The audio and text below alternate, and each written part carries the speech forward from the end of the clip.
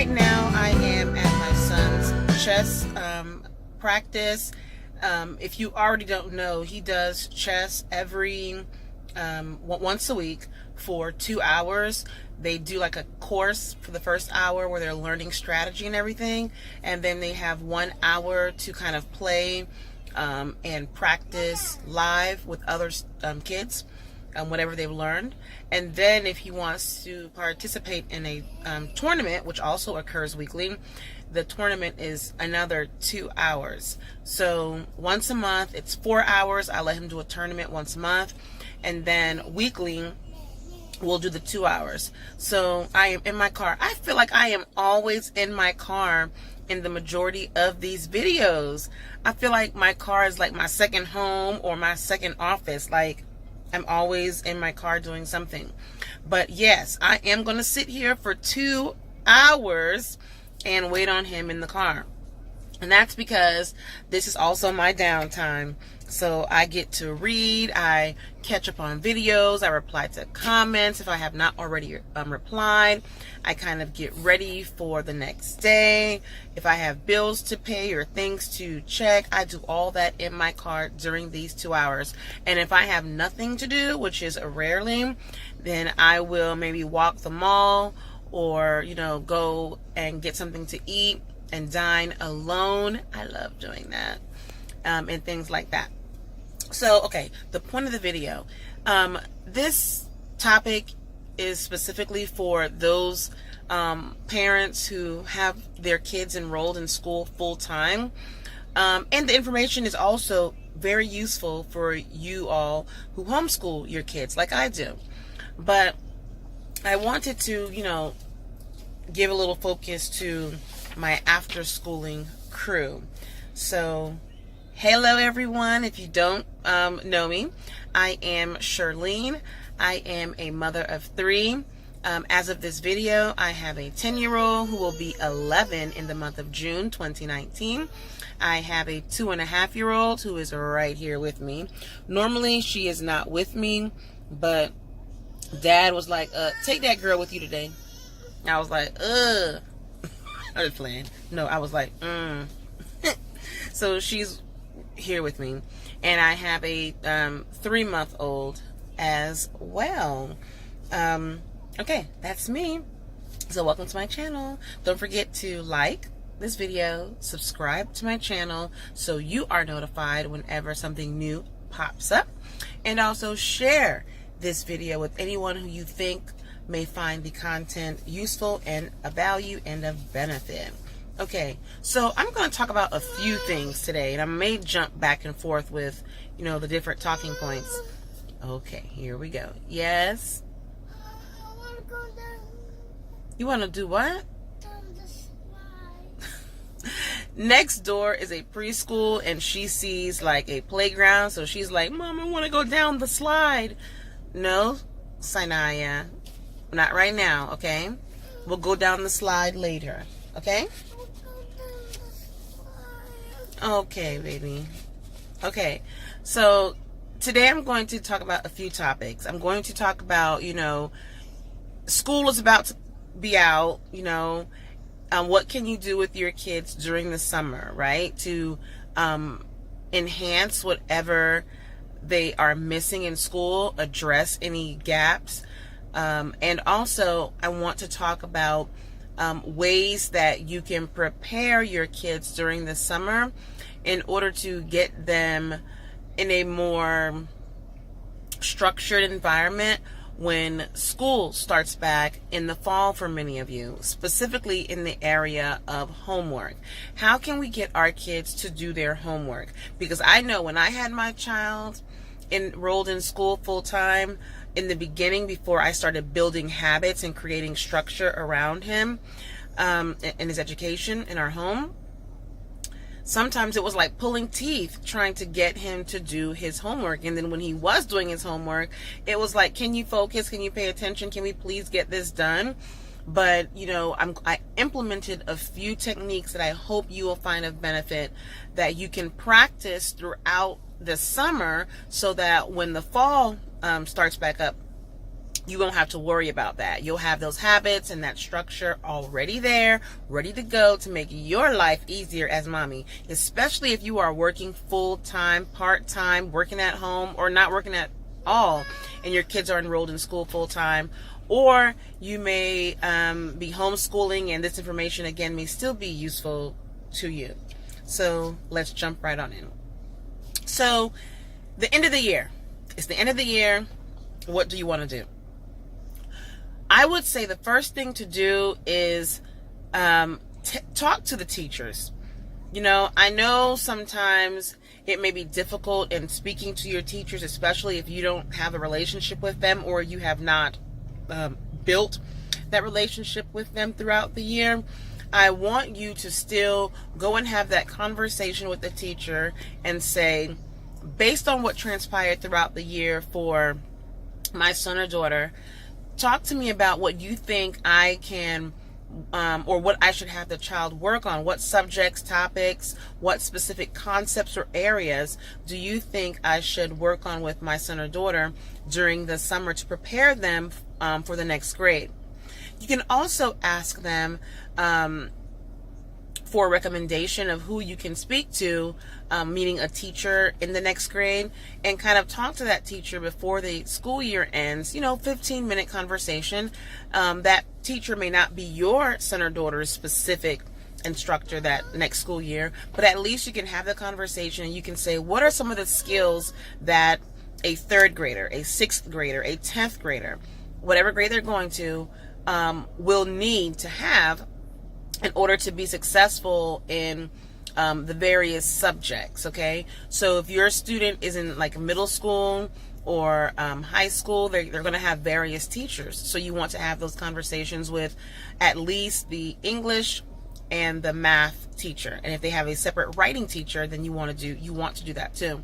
When my son was in elementary school, third grade, from third grade and up, the kids would still go from class to class. I'm in the state of Texas, by the way. So he had at least 3 teachers, okay? So I would still do the same thing for the math teacher, the English language arts teacher. And for us, English language arts also included writing. So those are the 2 teachers that I paid attention to the most in terms of having this type of conversation in the beginning, middle, and end of the school year. But if you haven't done that, that's okay. We're at the end of the school year, but you can still have that type of conversation.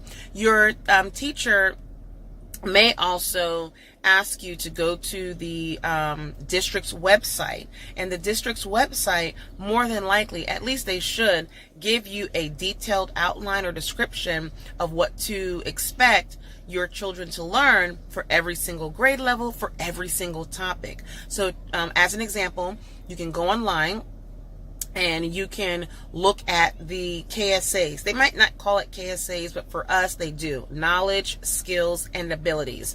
And then it tells you if your child is in 5th grade for this topic, math, here is everything you can expect them to learn in math. And they'll also break it down even further. And when I say they, I mean my school district specifically. Yours may be a bit different. But But my school district will also say, not only are the topics broken out for you for the year, but this is how we break it out per quarter. Okay, so for the first 12 weeks, this is what they're going to learn. Here is the topic, here's the expectation, here is the expected result. And they do that for every single subject. So I love that.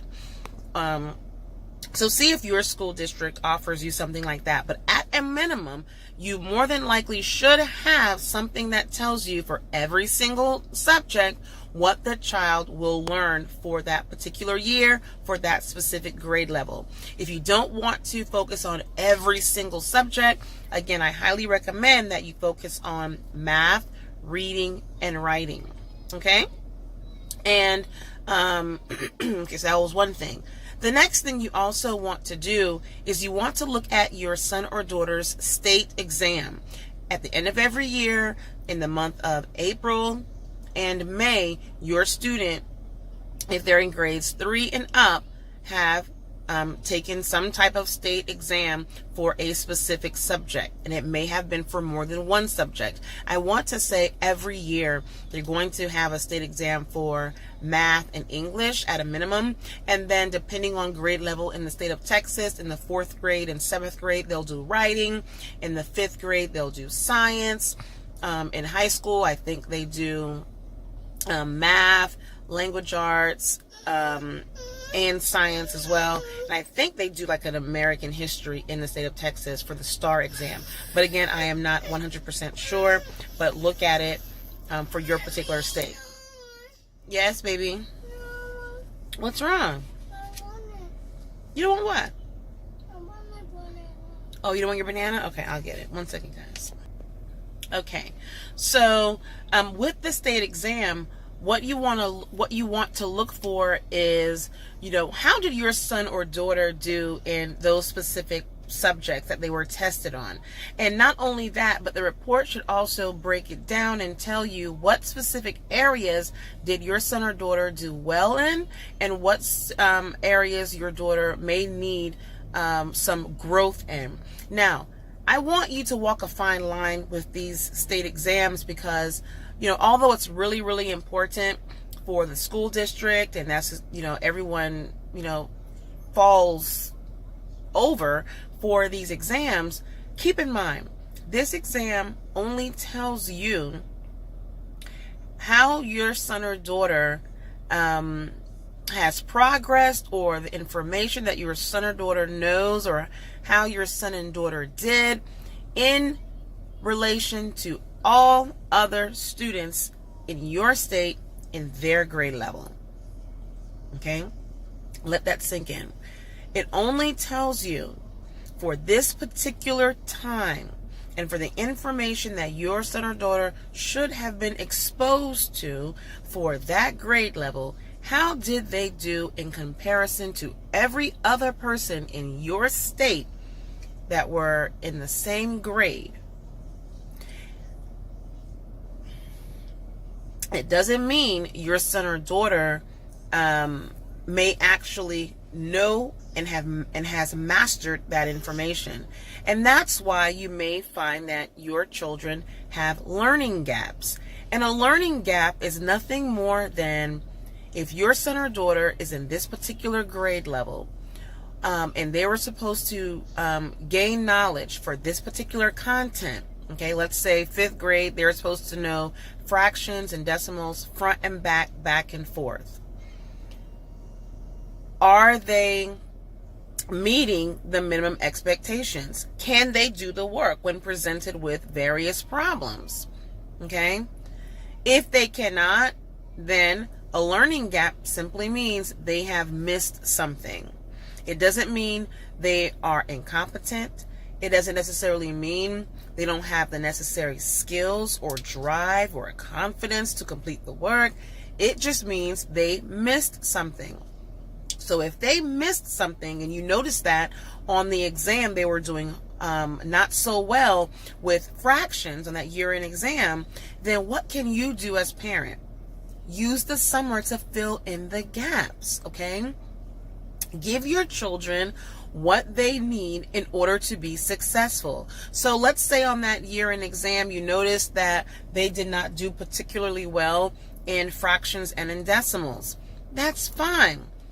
Find a way to help your children, your son or daughter, become stronger in that area. What can you do?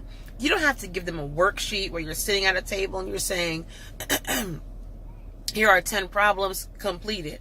No, a kid, especially in the summer, they are not going to want to do that. They have 2.5 months of break. They want to play, blah, blah, blah.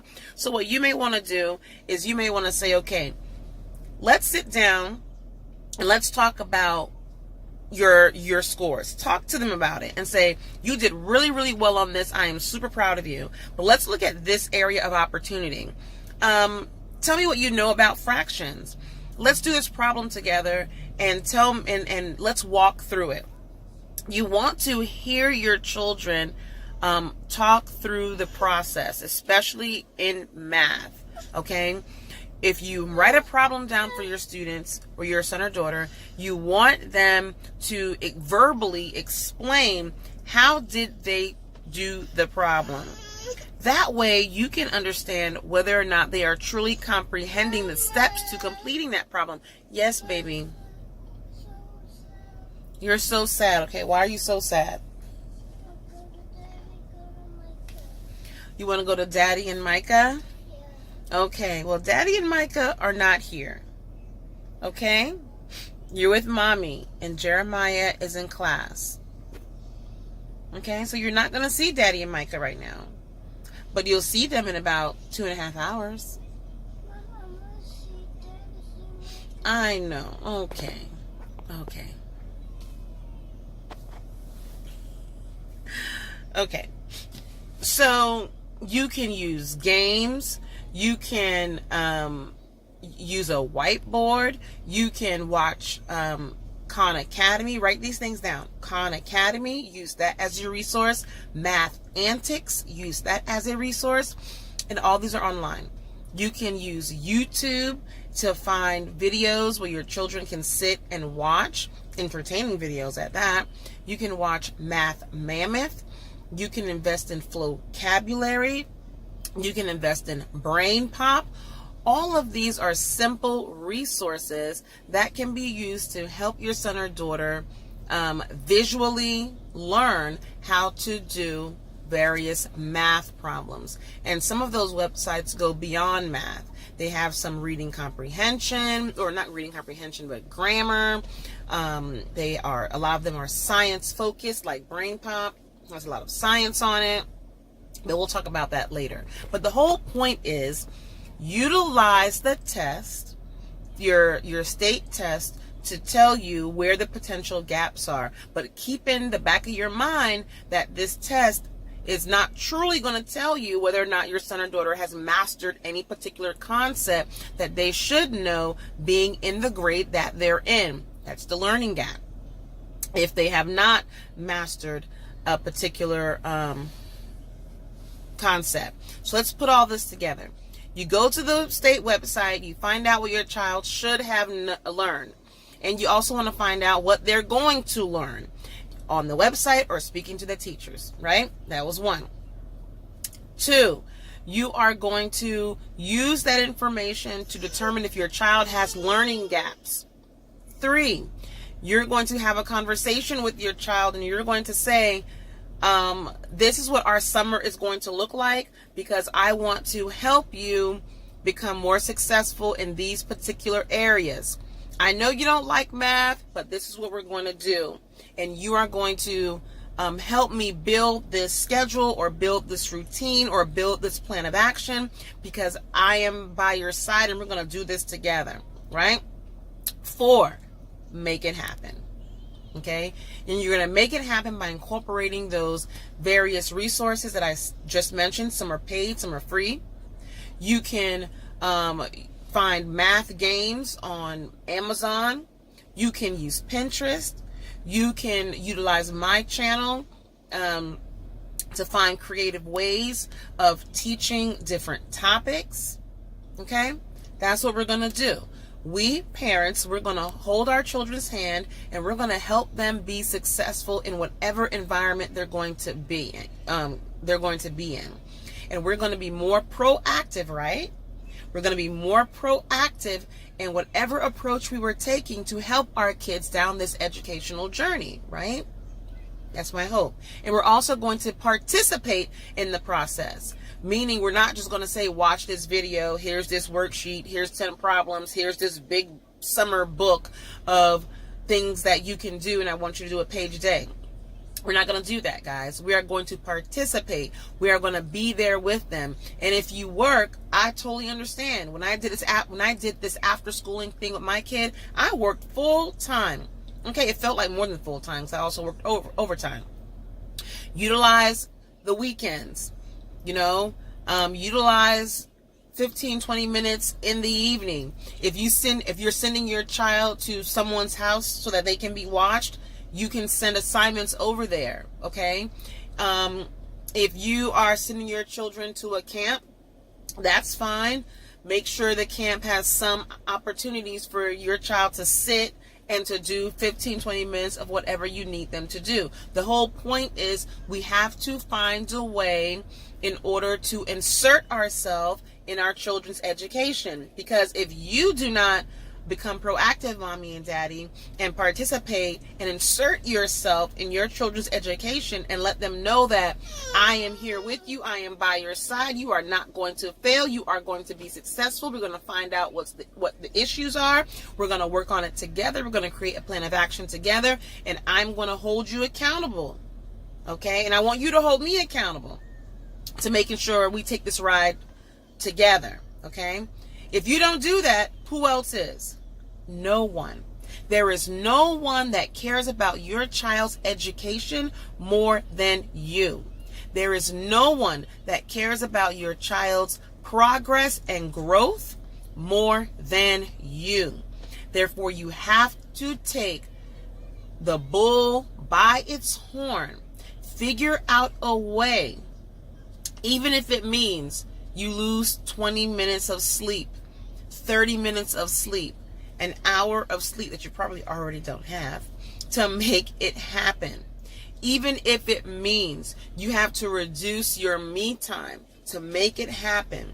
Even if it means you have to hear the complaints from your children because they don't want to do this, you have to make it happen. Even if it means hearing the nagging from your children and the attitudes from your children, you have to make it happen. We have no choice. You have no choice. You have to insert yourself in your children's education, because at the end of the day, parents, we know that the education system is not all about ensuring that your children are given every opportunity, exposed to every opportunity in order to make them be successful and to pull out all their potential. We have great teachers out there who try their best to do it, but no one can replace you. No one has that love and that sense of urgency more than you, right? No one has that vision for their child that is as bright than you. It's just not going to happen. And we also have those teachers out there who are just trying to make it through the day, meet whatever expectations that they're supposed to meet, even if it means passing your children, leaving them behind, and not giving them the attention that they need. And some teachers are not doing it intentionally. And some teachers just don't care. Okay? Okay, I'm off that rant. So this video is long, and I have so much other stuff to talk about that I didn't even discuss in this video. I wrote down all this stuff that I wanted to... Oh, those are pretty flowers. Yeah. I have so much stuff that I wanted to talk about, and I wrote out some stuff because a few days ago, oh my goodness, I have like 45 things I wrote down. No, we're not going to talk about all that today. But I just want... Well, not I just want. A few days ago, I was sitting and I was like, man, I remember when my child was enrolled in school full time, and we were blessed to have really good teachers. You know, the reason why I pulled my son out of school wasn't because the school system was horrible or he had horrible teachers or he was just being passed. He wasn't being paid attention to. My reason has nothing to do with that. My reason is because I wanted a fuller education. Okay, my child, I believed, and he believed, could do a lot more.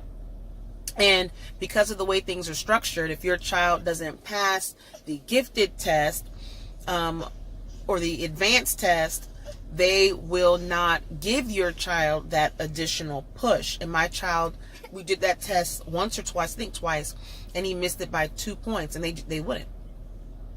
Each time, 2 points. So I was like, you know what? At the end of the day, I need to make it happen.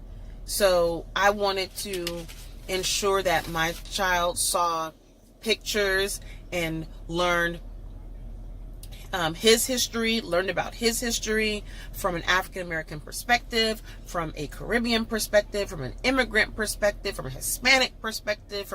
I just wanted him to learn so much more than what was being offered at the school. And I wanted to provide him so much more enrichment that wasn't being offered in the school. I wanted to push him more than what was being offered in the school. I wanted to present him with so much more opportunity than what was being offered in the school.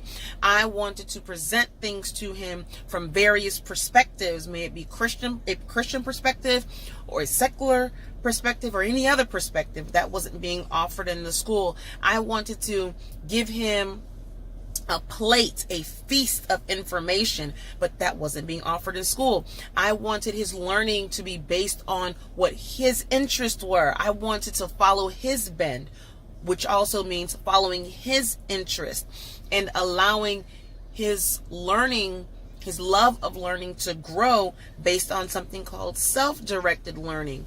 What do you want to learn about? Based on that, I can put everything else around that. Therefore, it drives desire, it pushes growth, it creates an environment of creativity. It allows him to also understand the importance of family and what it means to be a part of a family. It just did so much. So that's it, guys. That's it for this video. But I am going to add a lot more information to my after schooling playlist, because I just want to give you parents who are working full time, your kids are enrolled in school, and you may have so many questions like, dang, why is my child being passed? Or, man, I thought my child knew this information, or my child should know this information, and I'm just realizing now at the end of the year, in the middle of the year, that my child can't even read properly, or my child cannot read fluently, or my child is unable to articulate his or her thoughts into words, or my child doesn't even know their math facts and they're in the 4th grade, or my child has anxiety when it comes to test taking, or my child is socially awkward, but they're in school and they're supposed to be socialized in school, right? Or my child isn't, they don't have life skills. They can't think. They don't know how to think for themselves. You know, my child can't walk through a process. My child cannot analyze information. My child does not have critical thinking skills. My child is being left behind. Or my child can do more. My child is getting this work and he's acing it. They need to do more. My child can do 5th grade math, although he's in 3rd grade. Why can't they give him something harder? Why can't they pull him up to a different grade? Why can't my child do a different science, something he's more interested in? My child doesn't want to sit in a chair all day, you know, raising their hand in order to answer a question. Right? My child needs more movement, or my child doesn't learn visually. My child is an auditory learner, or my child isn't an auditory learner. They're a kinesthetic learner. They need to use their hands, or my child is artistic. Why can't the school, you know, work on teaching them different subjects and topics based around their interest in art or interest in technology? My child is not being pushed. There is no growth. Regardless of what your reason is, I'm here to help. I want to help. I've been in your shoes. I've been in your shoes. But the first step is to ask questions, then participate, and you have to insert yourself in your children's education. And during that whole process, you have to give yourself and your children grace. And you have to give everyone around you some patience, including your children, because they work our nerves all the time. But we love them. We want the best for them. And we know that there is no one else who has their best interests at heart than you. Parent, mom, dad, caretaker. That's it. As always, guys, be blessed. Make it a great day. And regardless of what's going on around you, love on your children. Love on yourself. Make it.